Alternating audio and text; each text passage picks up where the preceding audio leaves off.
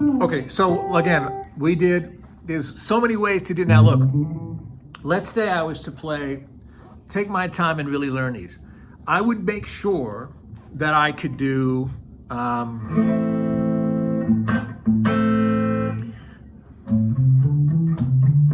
this. I'm trying to keep speaking of technique, right? I'm trying to keep my fingers low, fingertips.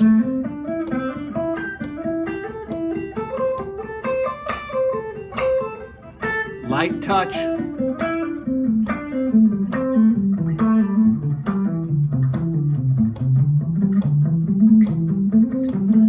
So all of that, then on 2 strings.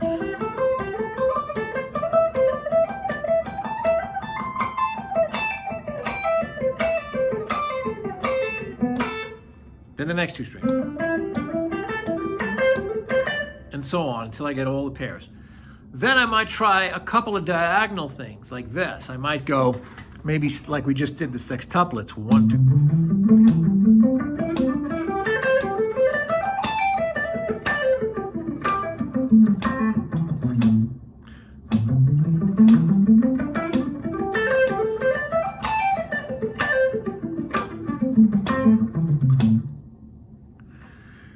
But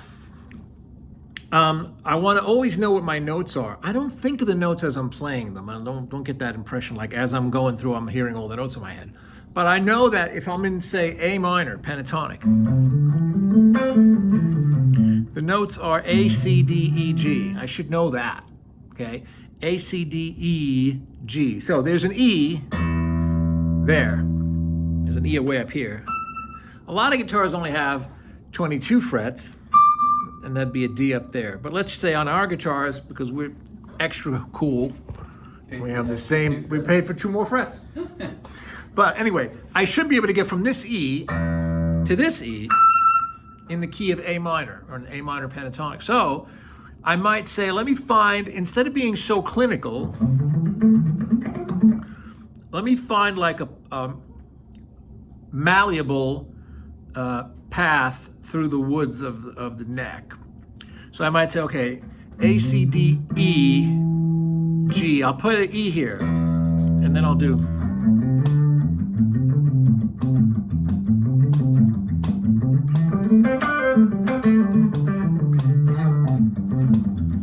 There's a guy named Joe Pass, who was a jazz guitar player, and he used to say, don't play anything hard.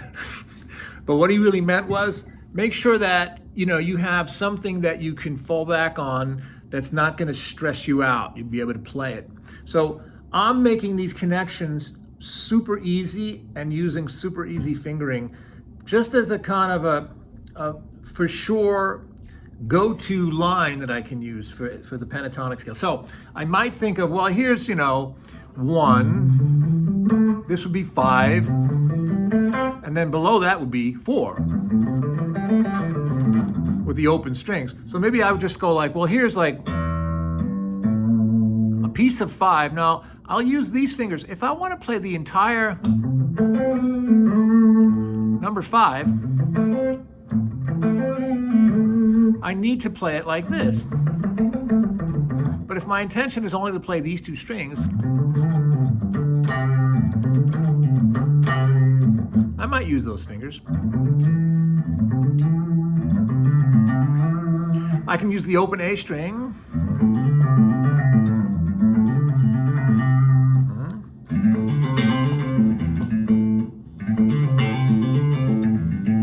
So effectively, that's like a piece of number 4, a piece of number 5.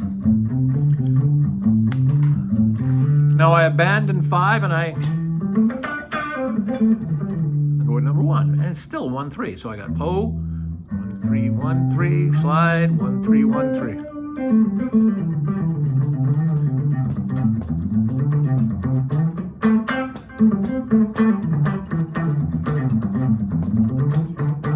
want to make sure I can get.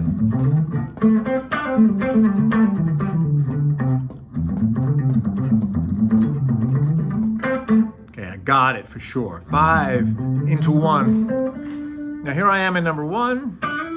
Now I'm in 2. Now 2,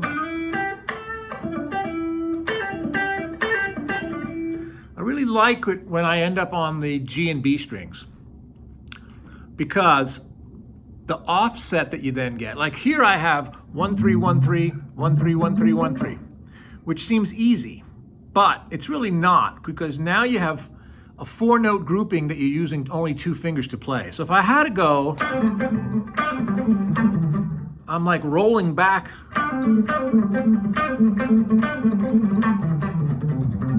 Because I got 2 fingers on 4 notes. If I'm in number 2 here and it's offset like this, now I got 1 finger for each note, which is easier in the long run. At first you might think, why don't I just do that?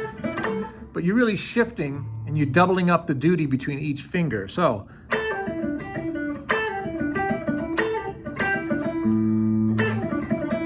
that's number 2, just on the G string, B string. See it there?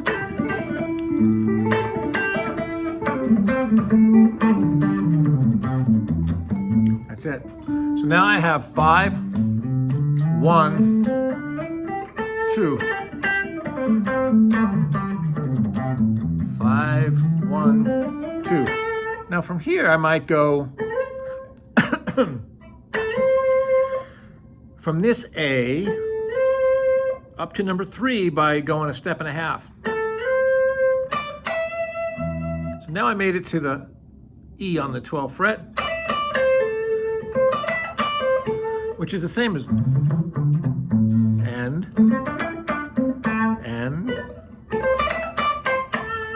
So I went 5, 1, 2, 3, 2, 1, 5.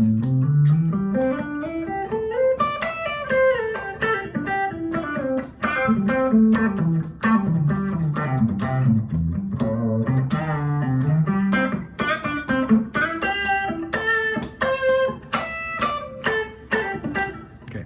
Now, once I top out at the high E string here, I might come down. Now I'm in 4. Look, here's 3. Right? Now I'm in 4 and I can do this again. Because 4 is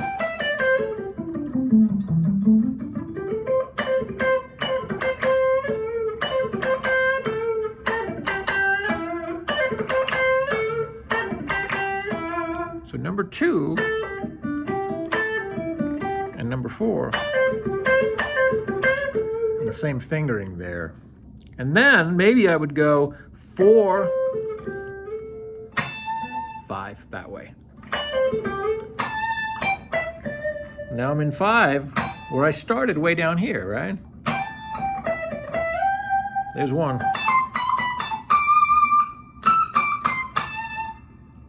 And then 1 again. And there's 2.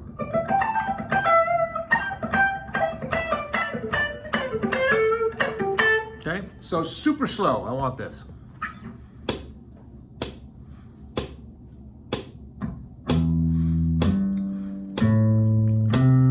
There's 5. Number 1, just for the 3 strings. 2 for 2 strings. Number 3, come off the top.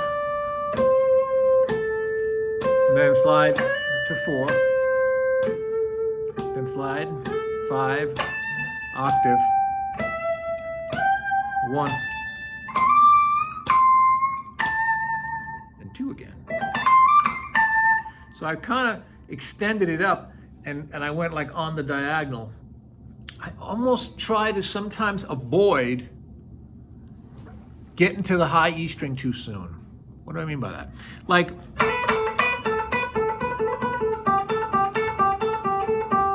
the high E string is like almost like a necessary evil. If I want these notes up here, I need to play on the high E string, right?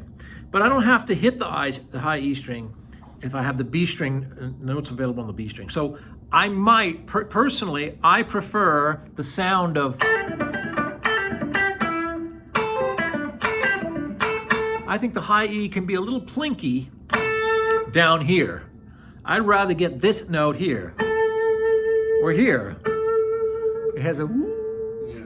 This is like a E, and this is a woo. So if I could get the notes on the G string or the B string, I prefer it. Now here, if I want this A, I can get that even there on the B string. The other thing I like about not being on the high E is my vibrato, I can be wider.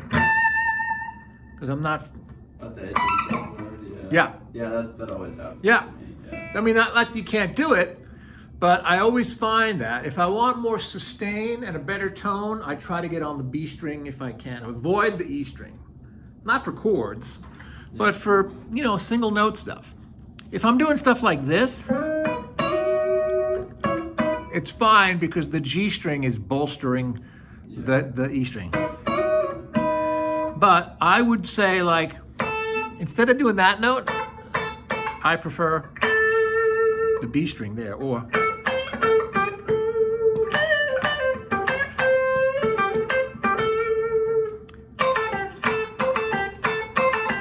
plinky, a little more vowel-like. Ooh, this is like ooh. This is like eh. Okay, but that's my connection. Now that's my little go-to pattern.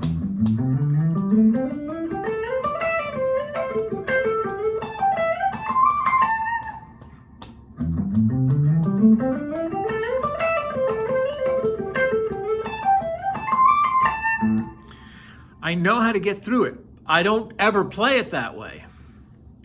I might slink my way up a little. I might go, you know, like...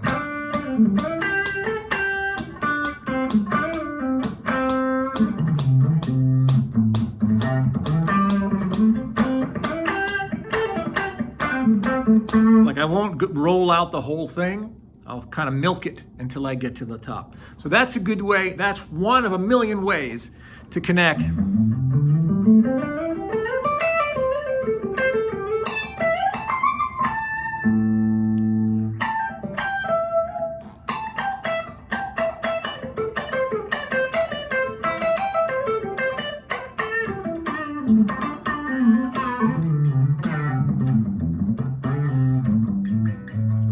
You could take a whole year exploring how to connect all those just those 5 notes.